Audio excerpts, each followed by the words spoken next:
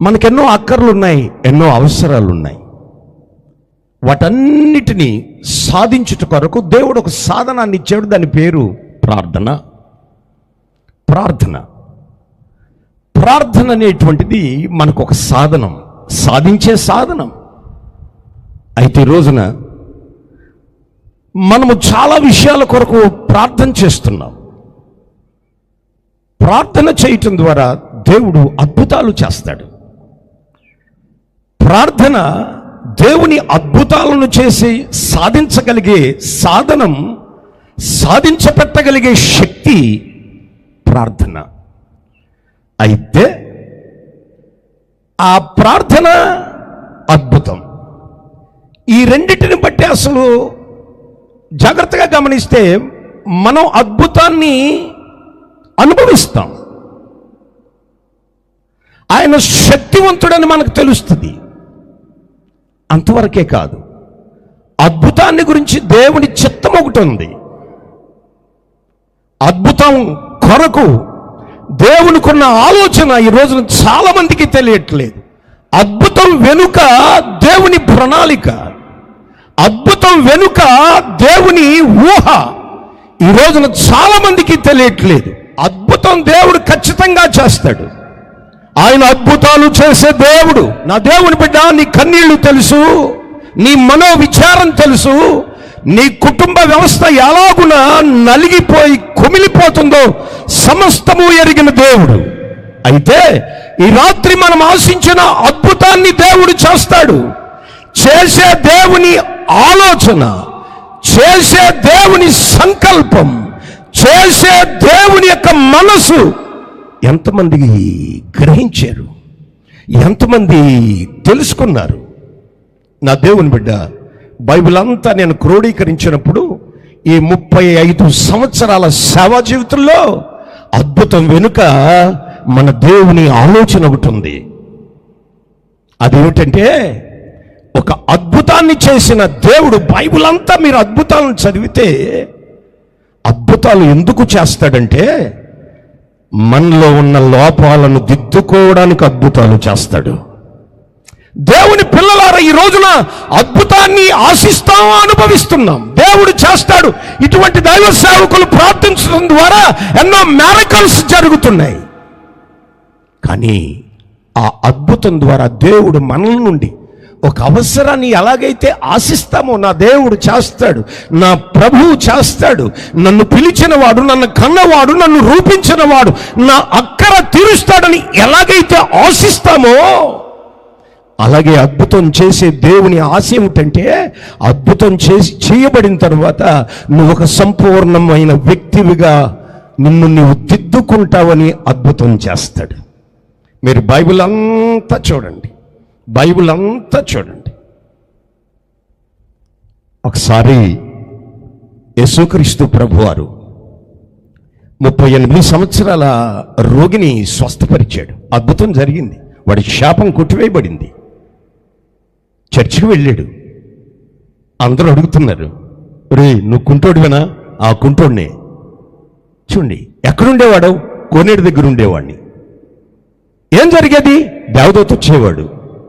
దేవదూత ఉన్నప్పుడు ఏమయ్యేది అంటే, వాడు కోనేరు గురించి చెప్తాడు, దేవదూత గురించి చెప్తాడు, అన్నిటిని గురించి చెప్తాడు.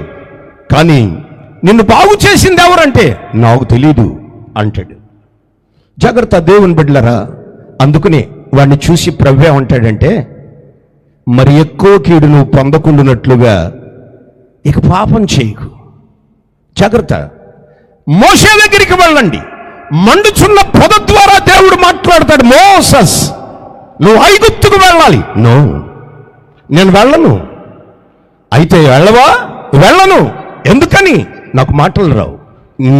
అంతేకాదు, నువ్వెవరిని పంపించాలనుకుంటావు వారిని వాళ్ళు నా మాట వినరు, కనుక నేను వెళ్ళను అంటాడు.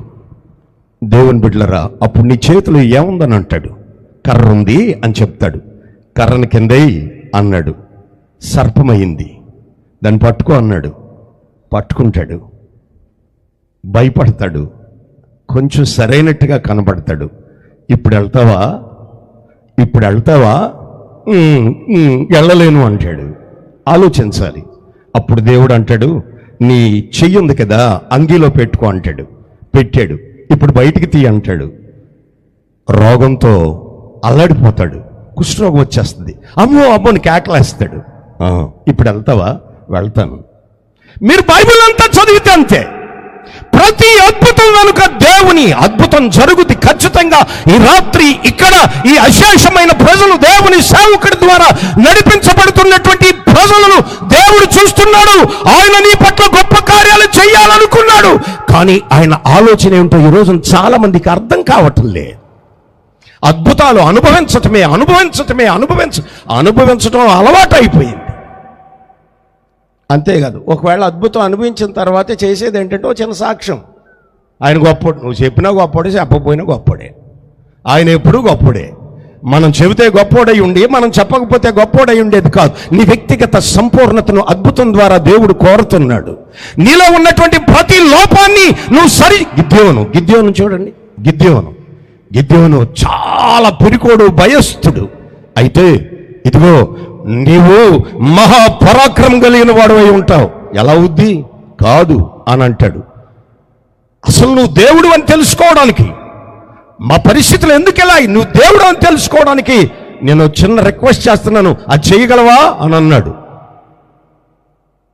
ఏమిటనంటే, నేను ఒక నైవేద్యం తీసుకొస్తాను, తీసుకొచ్చేదాకా ఎక్కడే ఉండాలన్నాడు. పట్రా అన్నాడు. వెళ్ళాడు. అప్పాలు తీసుకున్నాడు, మాంసాన్ని తీసుకున్నాడు, వండాడు, అవన్నీ తీసుకొచ్చాడు. అక్కడెవడో పెట్టాడు. అక్కడ కదా రాయి మీద పెట్టన్నాడు. రాయి మీద పెట్టగానే దేవుని దూత చూండి కర్రతో ఆ రాయిని ముట్టగానే రాయి, అప్పాలు, మాంసము, నీళ్లు వేసినటువంటి ఆ మొత్తం బలి అర్పణ లేదా నైవేద్యం అంతా బగబగా మండుద్ది. ఒక అద్భుతం. నా దేవుని బిడ్డలారా, ఇప్పుడు నేను చెప్పింది చేస్తావా? చేస్తాను అంటే అద్భుతం చేయటం ద్వారా దేవుడు మనల్ని సరి చేసుకోవడానికి, దేవుని బిడ్డలారా, అద్భుతం ద్వారా దేవుడు మొట్టమొదటిగా మనల్ని దిద్దుతాడు, మనల్ని ధైర్యపరుస్తాడు, మనల్ని దగ్గరగా చేసుకుంటాడు. దేవునికి స్తోత్రం, హల్లెలూయా. ఈ రోజున చాలా మంది అద్భుతాలు పొందుతున్నారు, అదే దారిని వెళ్ళిపోతున్నారు. ఏదో చిన్న సాక్ష్యం చెబుతారు అంతే, లేదా చిన్న కానుక ఇచ్చుకుంటారు. అయ్యగారండి కానుకండి ఇచ్చుకుంటారు. దేవుని బిడ్డలారా జాగ్రత్త, ఇవి దేవుడు ఒప్పుకునేవాడు కాడు. ఖచ్చితంగా ఈ రాత్రి ఎవరైతే నీ సంపూర్ణమైన వ్యక్తిత్వాన్ని దిద్దుకుని ఆయనకు ప్రాణార్పణముగా అప్పగించుకునేటువంటి ఆ గొప్ప అభిషేకం లేదా గొప్ప సమర్పణ నీలో ఉంటుందో, ఈ రాత్రి వాక్యం వింటుండగానే అద్భుతాన్ని దేవుడు చేస్తాడు. దేవునికి స్తోత్రం. చెబుదా హల్లెలూయా, హల్లెలూయా. అందుకే ప్రార్థించండి. ప్రార్థన ద్వారా ఎన్ని అద్భుతాలు ప్రార్థన ద్వారా. ఈ రాత్రి ఇక్కడ కూర్చున్న మన వ్యక్తిగత జీవితంలో మీరు ప్రార్థన చేస్తారు, ఉపవాసాలు ఉంటారు, విజ్ఞాపన చేస్తారు. ఖచ్చితంగా దేవుడు మన ప్రార్థన వింటాడు, అద్భుతాన్ని చేస్తాడు. మన విజ్ఞాపన వింటాడు, ఆశ్చర్య కార్యాలు చేస్తాడు. ఆయన కార్యాలు చేయటకు శక్తివంతుడు. ప్రార్థన చేయడానికి నీవు ముందుకు రాగలవా? ఈ రోజున దేవుని బిడ్డలారా చాలా మంది ఏదో సేవకులకు వదిలేస్తున్నారు అద్భుతాల విషయంలో. ప్రార్థన లేదండి, ప్రార్థన జీవితం పోయింది. ఇంట్లో అన్నీ ఉంటాయి, ప్రార్థన లేదు. కావలసిన అన్నీ ఉంటాయి, ప్రార్థన ఉండదు. దేవుని పిల్లల ప్రార్థన కాడికి వచ్చేసరికి ఎలా అయిపోయారండి? దేవుని బిడ్డ, నీ ఇంట ప్రార్థన ఉందా? నీ ఇంట విజ్ఞాపన ఉందా? నీ ఇంట ఉపవాసాలు ఉన్నాయా? నీ ఆధ్యాత్మిక జీవితంలో దేవుడు కోరుకుంటున్నటువంటి ఆ అనుభవాలు నలగొట్టబడి, శరీర ప్రాణములు నలగొట్టబడి, దేవుని సన్నిధికి ఒక మహిమ కలిగిన నైవేద్యం వలె దేవుని సన్నిధికి చేరగలిగే మోకాటి అనుభవం కలిగిన ప్రార్థనా పరులు ఈ స్థలములో నుండి లేవాలి. దేవుడు ఖచ్చితంగా నీ ప్రార్థన విని ఆయన అద్భుతాన్ని చేస్తాడు. ఆమేన్, హల్లెలూయా. ఆయన చేయడానికి సిద్ధంగా ఉన్నాడు. నువ్వు చేయడానికి సిద్ధంగా ఉన్నావా? మీకుండే భారాలన్నీ మావే కదా. మీ కుటుంబ భారాల కోసమే కదా మేము ప్రార్థన చేసేది. మా సుఖాలను విడిచిపెట్టింది, మా ఉద్యోగాలను విడిచిపెట్టింది, మా బ్రతుకులను విడిచిపెట్టింది మీరు క్షేమంగా ఉండాలని నిత్యము మీరు చెప్పినా చెప్పకపోయినా ప్రార్థన చేస్తారు. కానీ మీరు చేయవలసిన ప్రార్థన సేవకుడి మీద పడేస్తే వెంటనే అలా మాట్లాడేవాళ్ళని చూస్తే నాన్న సరే నేను ప్రార్థన చేస్తాను, నువ్వు ఇంటికాడ ఏం చేస్తావు మనసులో అనుకుంటాను. అయ్యగారండి, జోసఫ్ అయ్యగారండి కొంచెం ప్రార్థన చేసి పెట్టండి. మరి నువ్వేం చేస్తావు? అయ్యగారు చేస్తాడు, నువ్వేం చేస్తావు? ఏం చేస్తానేంటి రిమోట్ పెట్టుకుని టకా నొక్కుతా ఉంటాను. అంతే కదా. ఈ రోజున దేవుని పిల్లలారా జాగ్రత్త. దైవజనుడు ఈ రోజున ఒక అద్భుతమైన ప్రార్థన చేస్తున్నాడు. నా దేవుని పిల్లలారా, దైవజనుడిని ఎలీషా దినాల్లో ఓ అద్భుతమైన ప్రార్థన చూడండి. ఒక అధ్యాయంలో 6వ అధ్యాయంలో చాలా సింపుల్ ప్రేయర్స్ 3 ప్రత్యేకమైన ప్రార్థనలు చేస్తాడు. ఎంత అద్భుతం అంటే 5 నిమిషాల్లో చెప్పి ముగిస్తాను. దేవునికి స్తోత్రం. చెబుదా హల్లెలూయా, హల్లెలూయా. నా దేవుని పిల్లలారా జాగ్రత్త. ఇశ్రాయేలు ప్రజలకు శత్రువైన సిరియా దేశం మాటి మాటికి ఇశ్రాయేలు దేశం మీద దండెత్తి వచ్చి వారి బలాన్ని వారి శక్తినంతా కూడగట్టుకుని ఇశ్రాయేలు ప్రజలను ఓడించుట కొరకు, జయించుట కొరకు వారికున్న బల సంపత్తినంతా కూడబెట్టుకుని ఇశ్రాయేలు దేశం మీదకి దండెత్తి పలు పర్యాయాలు వస్తారు. మాటికి వస్తారు. జాగ్రత్త. ఎందుకంటే వాళ్ళు చాలా చిన్నగా కనపడతారండి. దేశం చాలా చిన్నది. ఇప్పుడు కూడా జరిగేది అదేగా, ఎప్పటి నుంచో జరుగుతుంది అది. మనం కొంచెంగానే కనపడతాం. జాగ్రత్త. క్రైస్తవం కొంచెదే లేదా క్రైస్తవం చిన్నదే, కానీ దేవుని బిడ్డలారా కనబడడానికి కొంచెదే, కానీ కనబడని అపరిమితమైన శక్తి ఉంటుంది క్రైస్తవ్యంలో. స్తోత్రం. చెబుదా హల్లెలూయా. సిరియా దేశపు రాజు తనకున్న బలాన్ని బట్టి, రథాలను బట్టి, లక్షలాది సైన్యం, ఇసుక రేణువుల కంటే విస్తారమైన సైన్యం, తనకున్న సైన్యాన్ని బట్టి మధించిన వాడై, గర్వించిన వాడై, ఈ ప్రపంచం నా ఎదుట చిన్నగా కనబడుద్ది అని వాడికున్న బలాన్ని బట్టి దేవుని ప్రజల మీదకి దండెత్తి వస్తాడు. శత్రువైన సాతాను కూడా అంతే.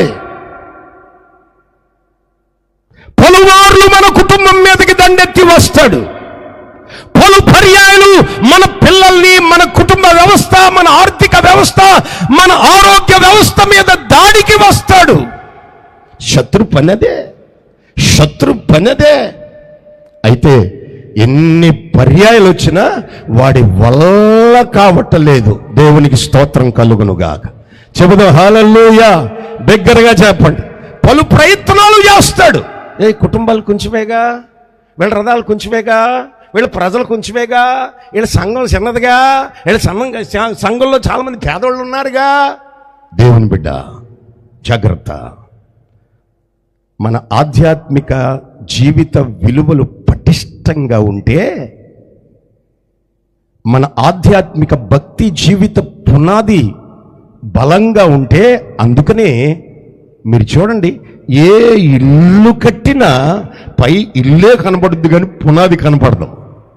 అది సో కనుక ఈ రాత్రి దేవుని పిల్లలారా పలు పర్యాయాలు వస్తాడు. వాడుకున్న బలమంతా కూడబెట్టుకుని సిరియా సైన్యాధిపతి, సిరియా సహస్రాధిపతులు, సిరియా సేనాధిపతులు, సిరియా రాజు వారికున్న ఆడు సాలకి ఇంకా ఆడిని పోగు చేసి తెచ్చుకుంటున్నాడు. ఎడరా అదేమో ఎంత ఉంది, కుటుంబం చూస్తే ఎంతే ఉంటుంది, వ్యక్తి చూస్తే ఎంతే ఉంటుంది.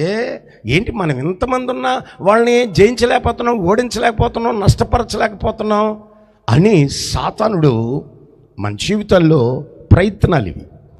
అయితే ఈ రాజుగారికి ఎన్నిసార్లు వెళ్ళినా జయం రాకపోయేసరికి, ఇశ్రాయేలు దేవుని ప్రజల మీద జయం రాకపోయేసరికి ఒక డౌట్ వచ్చేసింది ఈ రాజుగారికి.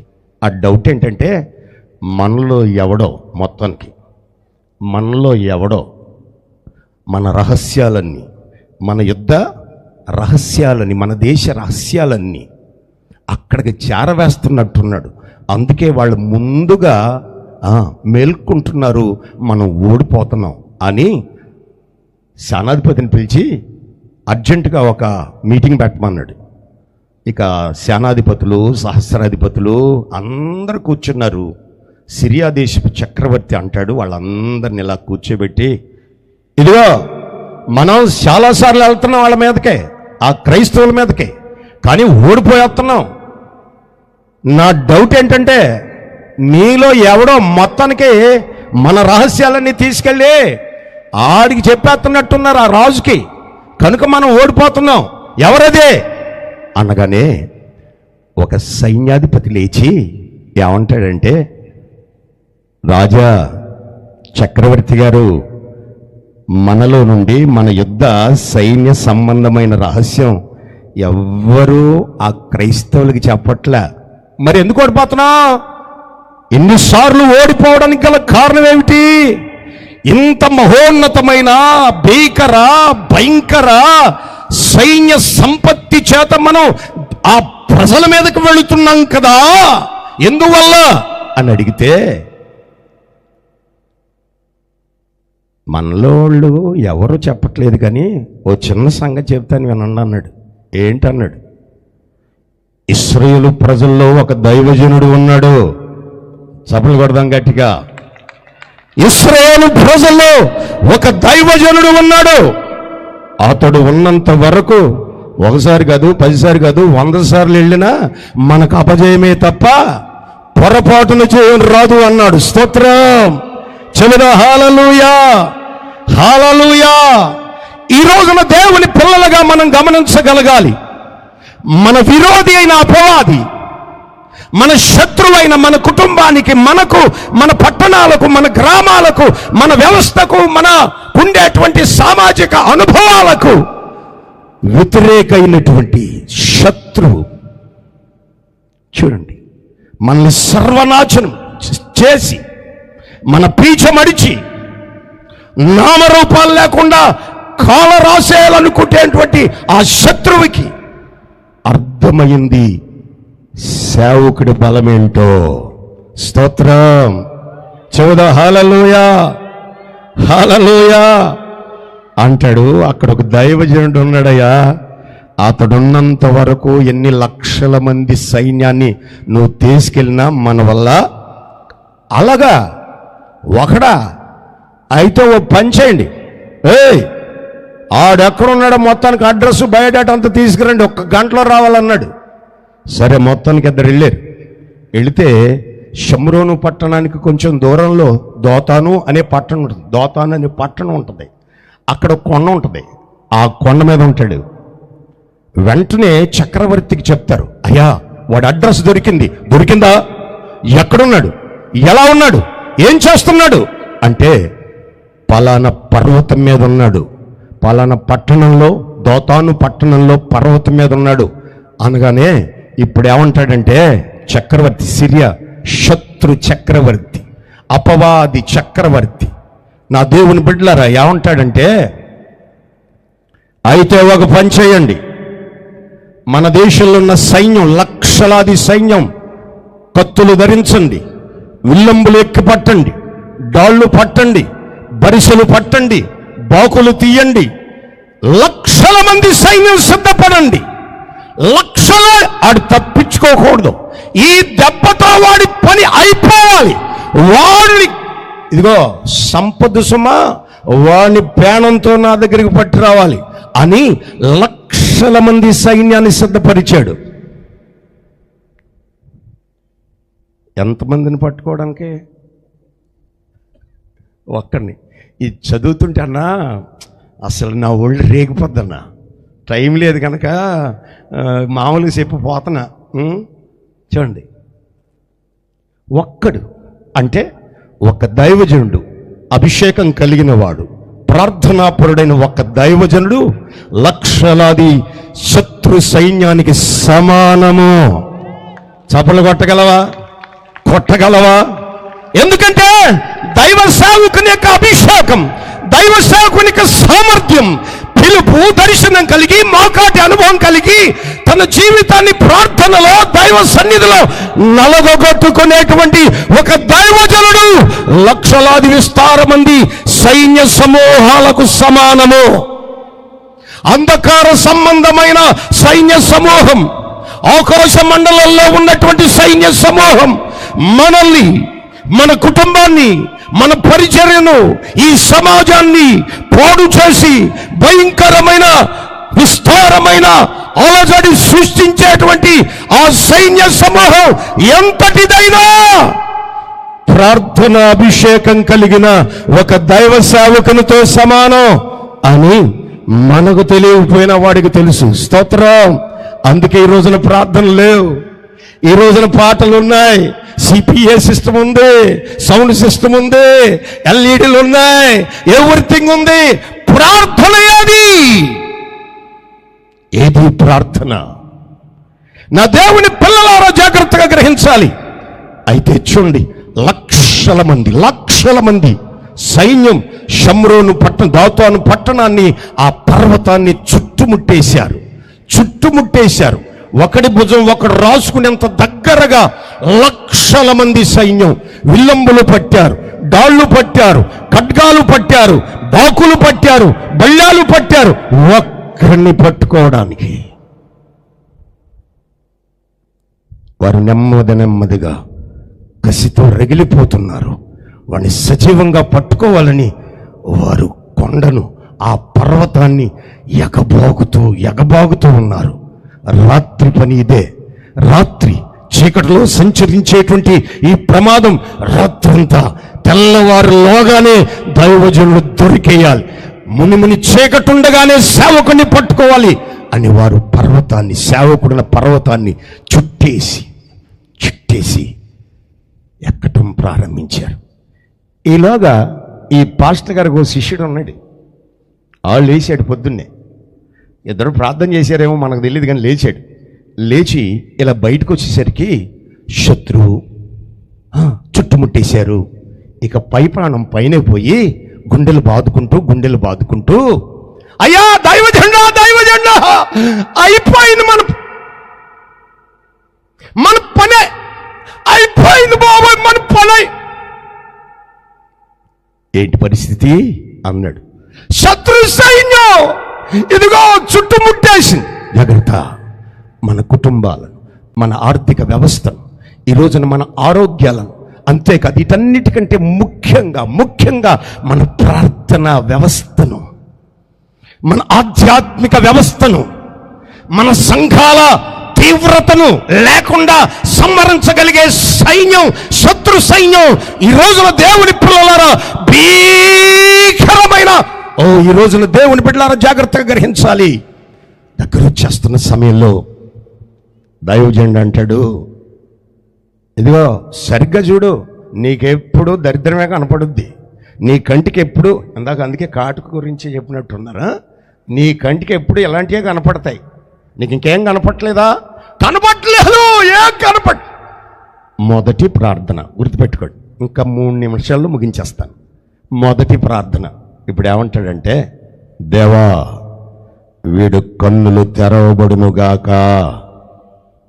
ఏమంటే ఒక్క విషయం, మీరంతా ఆమెనన్నారు కదా, అసలు ప్రమాదం శత్రువా శిష్యుడా? ఏనా ప్రమాదం శత్రులా శిష్యులా?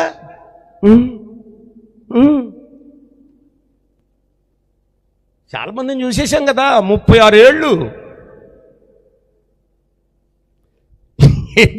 నవ్వుతావేంటి? చూడండి, ఇప్పుడు ప్రార్థన ఎవరి కోసం చెయ్యాలి?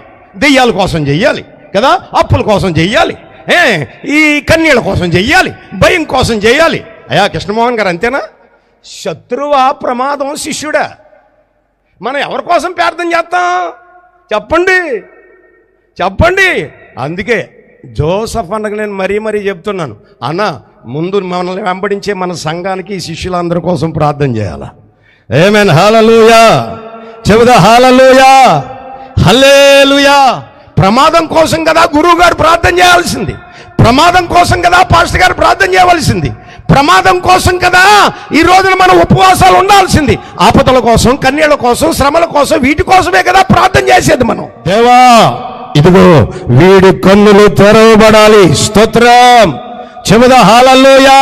అంటే జాగ్రత్త. రక్షించబడి మందిరాలకు వస్తూ దైవ సంబంధమైన వివేచన తెలియకపోతే, దేవుని చిత్తం తెలియకపోతే, ప్రతి వాక్యం వెనుకున్న దేవుని ఉద్దేశం ఏమిటో, దేవుని సంకల్పం ఏమిటో తెలియని శిష్యులు ప్రమాదం. తెలియని శిష్యులు ప్రమాదం. జాగ్రత్త. ఈ రోజున బైబిల్ చెప్తుంది, దేవుని వాక్యం చెప్తుంది, సిరియా దేశం కట్టుకుని ఒక్కడి కోసం వారు ఆ పర్వతాన్ని ఎగబాకి దొరికినట్టుగా ఎత్తుకుని వెళ్ళిపోవడానికి లక్షల మంది భయంకరమైన మారణాయుధాలతో వస్తుంటే వాళ్ళ కోసం అని ఈయన కోసం చేస్తున్నాడండి అంటే అర్థం ఏంటో తెలుసు కదా. ఆ లక్షలాది మంది సైన్యం కంటే ఈడి చాలా ప్రమాదం బాబోయ్. ఎన్ని ఎదురు దెబ్బలు తిన్నాకో ఈ ప్రసంగాలు వస్తున్నాయి నాన్న, అర్థమైందా? స్తోత్రం అన్న. జాగ్రత్త, మనం ప్రార్థనలో గడపాలి అంతే. దేవునికి స్తోత్రం కలుగునుగా. ఆమేన్, హల్లెలూయా. దేవుని పిల్లలారా, అయితే వెంటనే దేవుడు నేనంటాను, శత్రు పీచమనడం అద్భుతమా? శత్రుని హతమార్చడం అద్భుతమా? శత్రువుని మట్టి కరిపించడం అద్భుతమా? శిష్యుడు కన్నులు తెరవడం అద్భుతమా? అది అంటే మనము దేవుణ్ణి ఎరిగిండి దేవుని చిత్తం ఎరగని క్రైస్తవ్యం యొక్క పోకడ చాలా ప్రమాదం శత్రువు కంటే. అది చూడండి, మనల్ని హింసించే చట్టాల కంటే, మనల్ని సంహరించాలనుకుంటున్నటువంటి శక్తుల కంటే, మనకుండేటువంటి శ్రమల కంటే, కన్నీళ్ల కంటే, దేవుని వాక్యం ఎరుగుండియు దేవునిగా ఆరాధించలేక, దేవుని వాక్యములో దాచబడిన వాక్యానికి వెనుక, అద్భుతానికి వెనుకున్న దేవుని చిత్తం ఎరగని క్రైస్తవ్యమే ఎక్కువ ప్రమాదం. మీకు విషయం చెప్పనా? కొత్త నిబంధనలో 4 రోజులైంది చచ్చిపోయాడు తమ్ముడు. జాగ్రత్త. ఇప్పుడు ఏదో యేసయ్య అన్నాడు, ఇదిగో ఆ రాయి తొలగించండి. ఎప్పుడైతే అన్నాడో సభంతా సైలెంట్ అయిపోయింది. ఈలోగా ఏం జరుగుద్ది? నా ప్రభు ఏదో చేయబోతున్నాడు, నా దేవుడు సర్వశక్తివంతుడు, ఆయన ఈరోజు ఏదో నా పట్ల, నా కుటుంబం పట్ల ఒక మహిమ కలిగిన కార్యం అని ఉండాలి. ఇవిడికి అందరు బాగానే ఉన్నారు, ఏం జరుగుద్దని. ఇక చూడండి, హార్ట్ బీటింగ్ అందరికీ రేజ్ అయిపోతుంది. సభంతా సైలెంట్ అయిపోతే ఈవిడ తిన్నగా రాయి దగ్గరికి వచ్చి, వద్దు ప్రభువా, వద్దు, ఆ రాయి తీయొద్దు. ఇప్పుడు ఎవరి ప్రమాదం చెప్పండి? శాస్త్రులు పరిశీలన ప్రమాదమా, లేకపోతే ఈ అమ్మగారి ప్రమాదమా? చెప్పండి. అందుకే ఈ రాత్రి అద్భుతాలు జరిగే ముందు, అద్భుతాలు అనుభవించే ముందు ఖచ్చితంగా ఇక్కడ కూర్చున్న మన మనోనేత్రాలు తెరవబడునుగాక. ఖచ్చితంగా అద్భుతాన్ని ఆశించే దేవుని పిల్లలారా, ఈ రాత్రి ఆయన చేతులు చాపుతున్నాడు. నీ స్థితి తెలుసు, నీ పరిస్థితి తెలుసు, సమస్తము ఎరిగిన దేవుడు చెబుతున్నాడు, ఈ రాత్రి నేను నీ పక్షాన ఒక గొప్ప కార్యాన్ని చేయబోతున్నాను. చేసే నా చిత్తాన్ని తెలుసుకున్నావా? ఆలోచించాలి. అయితే వెంటనే ఎప్పుడైతే గురువు గారు, దైవజనుడు, అభిషక్తుడు శిష్యుడికి ప్రార్థన చేశాడో వాడు నేత్రాలు తెరవబడ్డాయి. ఇప్పుడు చూడు అన్నాడు. అమ్మో, చాలా అద్భుతం. ఏం కనబడుతుంది? అగ్ని రథములో లక్షలాది. మీ గురువు గారైన రాసుకోండి, మీ గురువు గారైన ఏలియా గారిని తీసుకెళ్ళడానికి ఒకటే వచ్చింది, కానీ నిన్ను కాపాడటానికి పరలోక సైన్య సమూహము అగ్ని రథాలు దిగిపోయాయి. పర్వతం చుట్టూ అగ్ని రథాలే, నీ చుట్టూ అగ్ని రథాలే. అంటే ప్రార్థించే అభిషేకం, ప్రార్థించే మహిమ, ప్రార్థించేటువంటి కృప, ప్రార్థించేటువంటి శక్తి నీలో ఉంటే నీ ప్రార్థనే నీకు దేవుడు అగ్ని రథాలుగా మారుస్తాడు. ప్రార్థించు. దేవుని కార్యాలు చూడగలిగే అభిషేకపు ప్రార్థన నువ్వు సంపాదించి రాత్రే అద్భుతాలు నీ వెంట వస్తాయి. ఏం కనపడుతుందరా? అయ్యా గురువు గారికి, మన పెద్ద గురువు గారు ఉన్నారు కదా, ఆయనకు ఒక్క రథమే వస్తేనే అద్భుతంగా ప్రసంగాలు చేస్తున్నాం మనం. ఏలియాని ఎత్తుకెళ్ళటానికట ఒక రథమే వచ్చిందట, ఒక రథమే. ఇప్పుడు ఎలీషా చుట్టూ కొన్ని వేల, పర్వతం చుట్టూ, పట్టణం చుట్టూ. అందుకే నేనంటాను, ఈ రోజున దైవ సేవకుని ప్రార్థన ద్వారా ఈ నిజాము పట్టణం చుట్టూ అగ్ని రథములు నా దేవుడు సమకూర్చునుగాక. ఈ సంఘ లైఫ్ మినిస్ట్రీ చుట్టూ. ఎందుకంటే సంఘాలు పెరిగే కొద్దీ, శక్తి పెరిగే కొద్దీ, బలము పెరిగే కొద్దీ శత్రువు కూడా పెరుగుతాడు. శౌరి బాబు, సంఘాలను పెంచటం కాదు, శత్రువు కూడా పెరుగుతాడు. మన సంఘ అభివృద్ధి యొక్క నిష్పత్తిని బట్టి, మన సంఘ అభిషేకపు నిష్పత్తిని బట్టి, మన ప్రార్థన నిష్పత్తిని బట్టి శత్రువు కూడా పెరుగుతూ ఉంటాడు. పెరిగే కొద్దీ నీ ప్రార్థన పెరగాలి. స్తోత్రం. ఒకటి ప్రార్థన, నా దేవుని బిడ్డలారా, ఒకటి ప్రార్థన అతనికి కాపుదలగా మారింది. దైవజనుడు ఏలియాని ఎత్తుకెళ్ళటానికైతే ఒక రథం వస్తే, అతని శిష్యుడైన ఎలీషా కాపుదల కొరకు పరలోకపు అగ్ని కొన్ని లక్షల రథాలు చుట్టేశాయి. స్తోత్రం. అంటే ఇప్పుడు ప్రార్థించే దైవజనుడు, నా దేవుని బిడ్డలారా, ఈ పట్టణానికి పంపించబడి ఒక ప్రార్థన ద్వారా బైబిల్ చేత పట్టుకుని ఆయన హిస్టరీ నాతో చెప్పినప్పుడు ఈ విషయాలు జ్ఞాపకం వస్తాయి. ఒక్కడిగా వచ్చి ఈ రోజున బైబిల్తో కట్టుకున్న ఒక డ్రెస్తో వచ్చినటువంటి ఈ దైవ సేవకుడు జోసెఫ్ అనే దైవ జనుడు ప్రార్థన చేయటం ద్వారానే ఈ రోజున దేవుని పిల్లలుగా ప్రతి వారు గమనించాల్సింది, ఆ ప్రార్థన ఎంతగా మారిపోయిందంటే పరలోక అగ్ని సైన్య సమూహానికి సమానంగా ఆ ప్రార్థన మారిపోయింది. స్తోత్రం. హల్లెలూయా. చూడండి, కనబడుతుందా? ఓ కనబడుతుంది. కనబడుతుందా? కనబడుతుంది. అంటే సరైన ప్రార్థన అనుభవాలు ఉంటే నువ్వు చూడవలసింది చూస్తావు, చూడకూడనిది, నీకు అక్కర్లేనిది చూడలేవు. అది ఈ రోజున ప్రార్థన కాపుదల లేదు కనుకనే మనం చూడకూడని అన్ని చూస్తున్నాం. ప్రార్థన అభిషేకం లేదు కనుకనే ఈ రోజున పనికి మళ్ళీ ప్రతిదాన్ని గుడ్లు అప్పగిచ్చి మరి. చూడండి, నీకెందుకు ఇచ్చాడు కళ్ళు? దైవజనుడు చెప్పాడు కదా, ఏం చూడాలి నువ్వు? దేవుని మహిమ చూడాలి. అభిషేకం పొందేవుగా, ప్రార్థన చేస్తున్నావుగా, దేవుని మందిరానికి వస్తున్నావుగా, ఒక అభిషేకం నీలో ఉంది కదా. దేవుని అభిషేకం మనలో ఉన్నప్పుడు మనం ఏం చూడాలి? శ్రమల్లో మనం ఏం చూడాలి? కన్నీళ్ళలో మనం ఏం చూడాలి? నీ ఇబ్బందుల్లో మనం ఏం చూడాలి? ఆరాధనలో. ఈ రాత్రి దేవుని పిల్లలారా, లేఖనాలు చెప్తున్నాయి, ఇదిగో జీవ మార్గపు దేవుని మందిరం.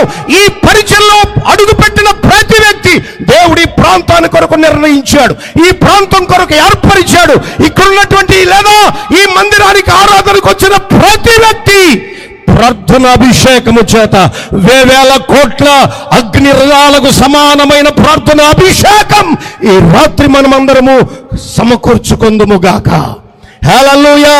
ఓ సమర్పణ చేసుకో, ఓ త్యాగంలోకి రా. ప్రభువా, అటువంటి ప్రార్థనా జీవితం నాకు, అటువంటి ప్రార్థన అభిషేకం నాకు.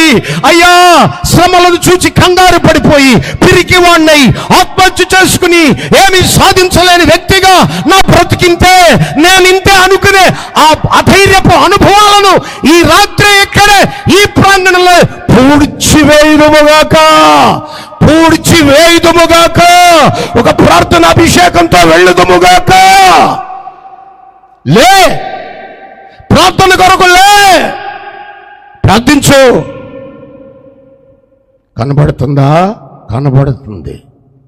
ఇప్పుడు దైవజనుడు ప్రమాదం కోసం, శత్రువు కోసం, మొదటి ప్రార్థన శిష్యుడు కోసం, రెండో ప్రార్థన శత్రువు కోసం. శిష్యుడు, శత్రువు. ఇప్పుడు అంటాడు, ఈ చుట్టూ, ఈ కుటుంబాల చుట్టూ, ఈ పిల్లల చుట్టూ, ఈ పరిచర్య చుట్టూ, లేదా ఈ పట్టణం చుట్టూ, ఈ నిజాం పట్టణం చుట్టూ ఎగబాగుతున్న శత్రు సైన్యం యొక్క ప్రతి నేత్రము ముయబడి వారు అంధకారము చేత బంధించబడుదురుగాక అన్నాడు. అంతే. ఇక చూడండి, దొరికాడు, ఆ పర్ణశాలలో ఉన్నాడు, నెమ్మదిగా జాగ్రత్త అనుకుంటా వచ్చి నీళ్ళు సడన్గా ఏమైపోయారండి? ఏమైపోయారు? గుడ్డోళ్ళు అయిపోయారు. అంటే అర్థం ఏంటంటే, ఆత్మ సంబంధమైన అనుభవాలు కలిగిన, జాగ్రత్తగా నోట్ చేసుకోండి, మంచి మాట చెప్తున్నాను. ఒక అభిషేకం కలిగిన మన కన్నులు తెరవబడితే ఖచ్చితంగా మన మీద పైకి లేస్తున్న ప్రతి శత్రువు కన్ను దేవుడు మోస్తాడు. చూడండి, వీడి కన్నులు తెరవబడ్డాయి, వారి కన్నులు మూయబడ్డాయి. మన మనోనేత్రాలు వెలిగించబడితేనే ఈ లోక సంబంధమైన యుగదేవత యొక్క నేత్రములు గుడ్డివవుతాయి. మనము గుడ్డోళ్ళైనంత వరకు క్రైస్తవ గుడ్డితనం చెప్పడానికి చాలా తెల్లారులు చెప్పేమన్నా చెప్పేస్తా. దైవజనుడు అంటాడు, శత్రువు కన్నులు మూయబడునుగాక. జాగ్రత్త.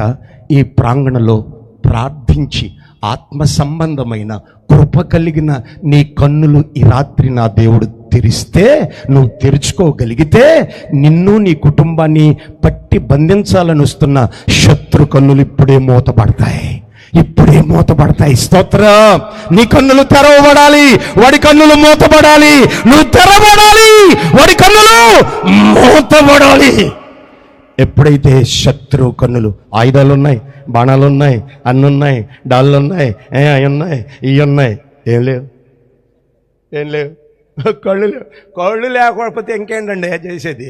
దైవజనుడు ఎప్పుడైతే ఆ కన్నులు మూతపడిపోయి, శత్రు కన్నులు మూతపడిపోయాయో, వెంటనే దైవజనుడు చూశాడు.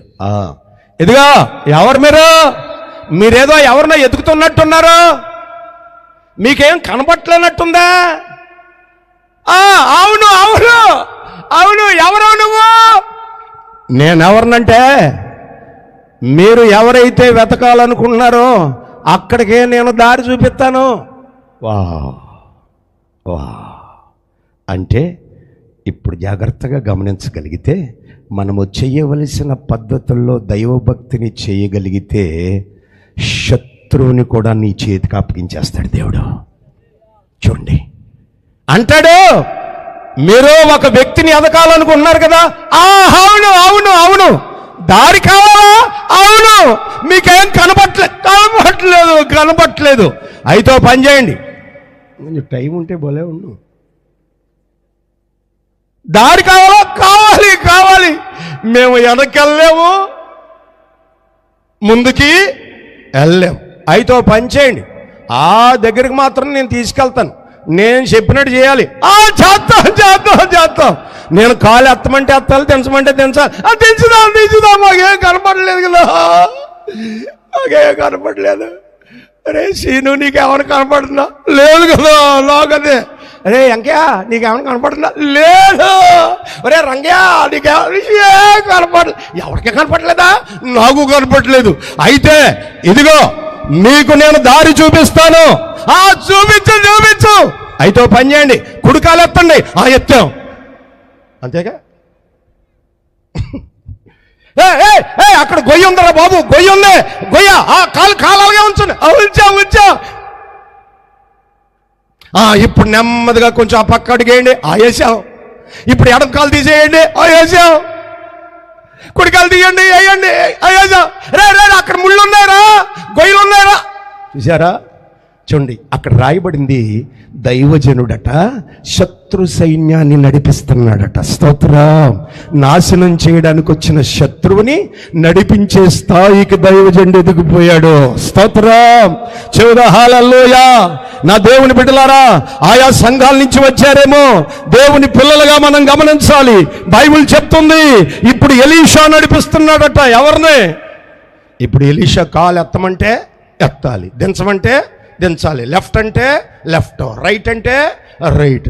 అయిపోయింది అంతే. జాగ్రత్త. దీని అర్థం ఏంటంటే, ప్రార్థనా అభిషేకం కలిగిన ప్రతి వారికి పరిస్థితులను దేవుడు వారి చేతికి అప్పగిస్తాడు. దేవుడు. స్తోత్రం. పరిస్థితులు చూచి భయపడకు, తాళపు చెవి నీకే ఇస్తానన్నాడు దేవుడు. ఇదిగో పేతురు, తాళపు చెవి నీకు ఇచ్చాను. స్తోత్రం. చెబుదా హల్లెలూయా. చూశారా? రైట్. ఇప్పుడు షమ్రోను పట్టణాన్ని నడిపిస్తున్నాడండి. షమ్రోను పట్టణాన్ని నడిపించాడు. ఒక పెద్ద హాల్లోకి తీసుకెళ్ళాడు, ఆడిటోరియంలోకి తీసుకెళ్ళాడు. ఇలా అందరినీ, శత్రువులందరినీ, జాగ్రత్త, ముగింపు మాట, శత్రువులందరినీ చూడండి, ఈ పెద్ద షమ్రోను పట్టణంలో ఉన్న ఒక శాలలోనికి నడిపించి ఇప్పుడు మూడో ప్రార్థన చేస్తున్నాడు. మూడో ప్రార్థన, దేవా వీరి కన్నులు తెరవబడునుగాక.